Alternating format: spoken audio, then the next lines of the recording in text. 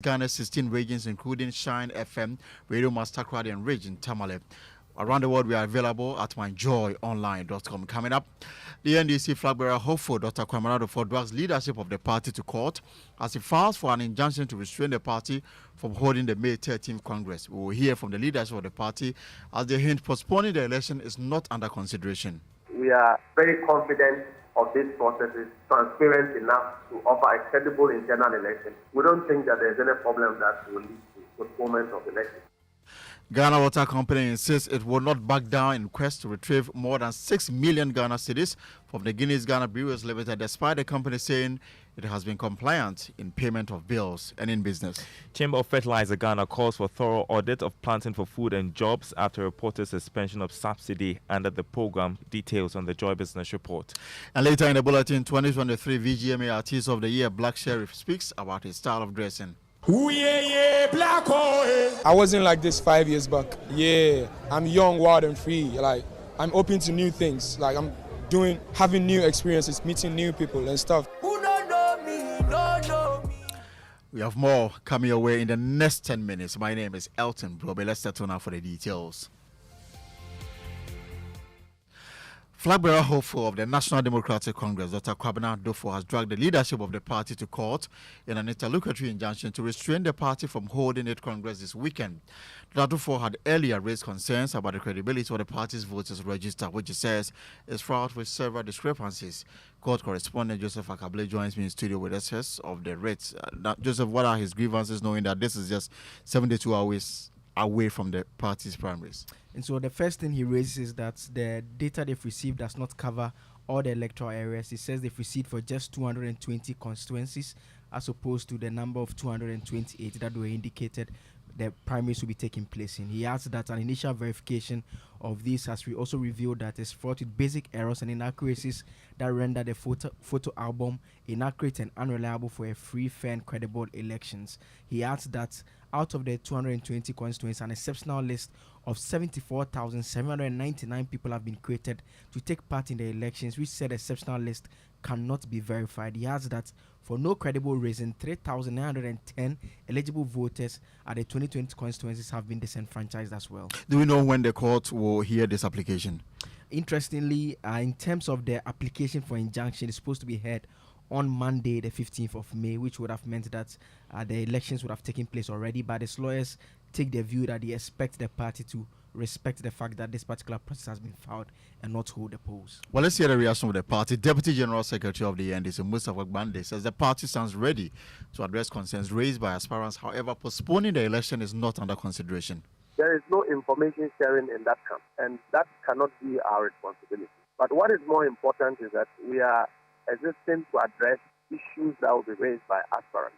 And we don't think that these are some of the issues that can cause a postponement of elections. There is no problem to suggest that election should be postponed.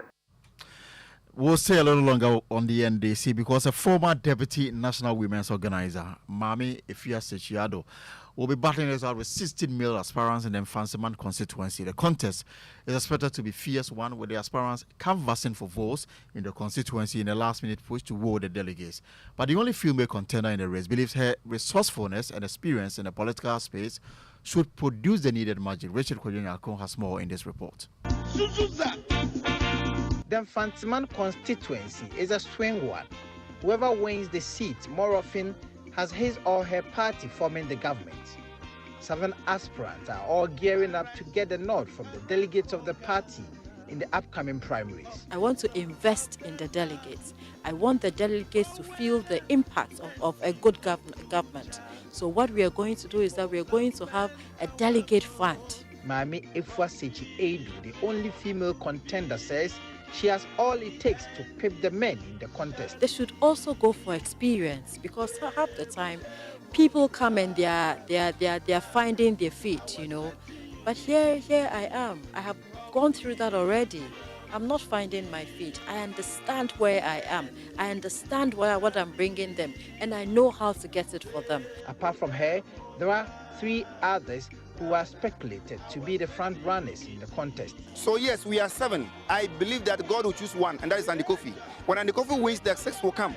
to join me to help NDC Infantiman Central Region and Ghana to go forward. Alfred Andy Kofi believes his works in the constituency should give him an edge over his competitors. Reporting for Joy News, Richard Kwejunyako, Infantiman constituency. Well, to some other stories now, and the Ghana Water Company insists it will not back down in its quest to retrieve more than 6 million cedis from the Guinness Breweries Limited. This comes in the wake of the company maintaining it has been compliant in payment of bills. The water company is on a revenue mobilization drive geared at retrieving over 800 million Ghana cedis from defaulting customers. We'll hear from the Director of Communication shortly. But first, Joseph Akable is still here with me in the studio with details of a statement issued by Guinness Ghana. Joseph, what are they saying?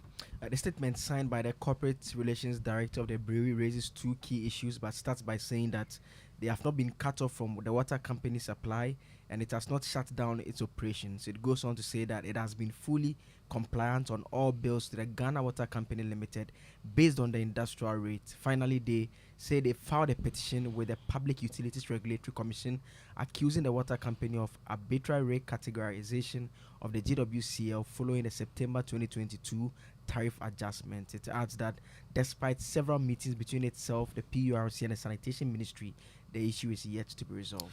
But the Director of Communication with the Ghana Water Company, Stanley Mate, insists the company has not fully complied.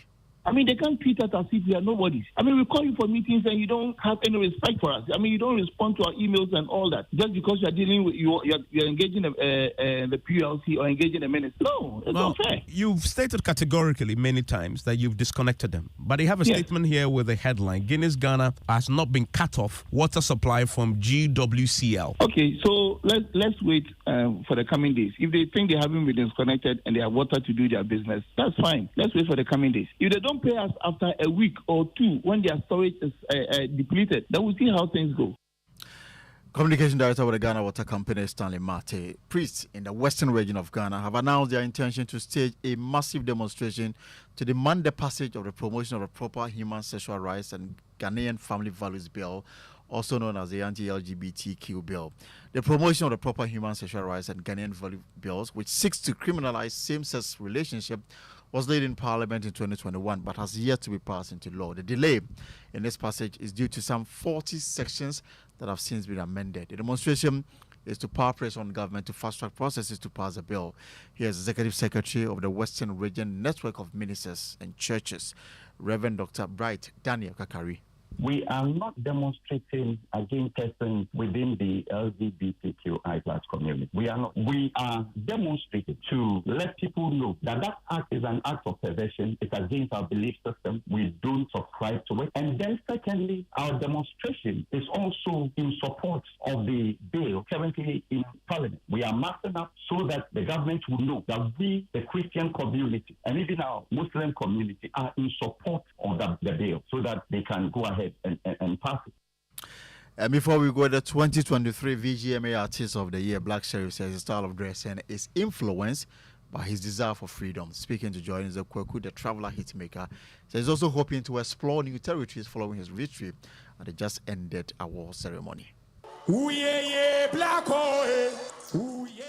know, it's really like it's like an energy trip that I'm in. I wasn't like this 5 years back. Yeah, I'm young, wild, and free. Like, I'm open to new things. Like, having new experiences, meeting new people and stuff. And I've been searching like inspirations and stuff like that. So I think my style is freedom. Yeah, my style is freedom. Doing whatever I like and being confident in that.